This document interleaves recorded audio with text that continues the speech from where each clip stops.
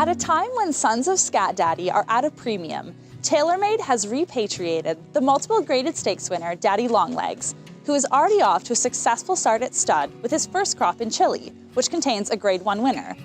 We visited the horse and spoke with Duncan Taylor about Daddy Longlegs. We were looking at Daddy Longlegs and thinking about maybe actually brokering him to Europe. Then the opportunity came up with Phoenix Thoroughbreds. They were thinking about buying the horse. We said, well, we'd like to stand him. You know, Scat Daddy makes all kinds of sense with what's going on with No Nay Never starting out and Justify. I mean, you couldn't have a hotter sire line right now than Scat Daddy. And Daddy Longlegs is a big, good-looking horse. His race record's quite a bit like Mendelssohn's. So there's not really a horse in his range, and that he's already, you know, started throwing winners and stakes winners and Grade 1 winners in Chile.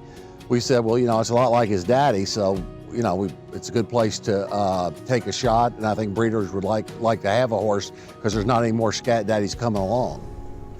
To win a Grade 2 as a 2-year-old in Europe, that's a tough task. I mean, I think, you know, there's 14, 15, sometimes 20 horses in those races. So you got to be a good racehorse to do that. And then to be shipped as a 3-year-old over to, you know, to Meydan and win the same race, the UAE Derby, I think that shows the horse is versatile. He has shown he has precocity, and then he's a nice horse as a 2-year-old and followed through with it at 3. So that's what everybody's looking for. He's a big, strong, stout horse. You know, we've got a good walk, and Meadow Lake was one of the best looking horses in Kentucky, and he's out of a Meadow Lake mare, so I think he gets a lot of his looks from Meadow Lake.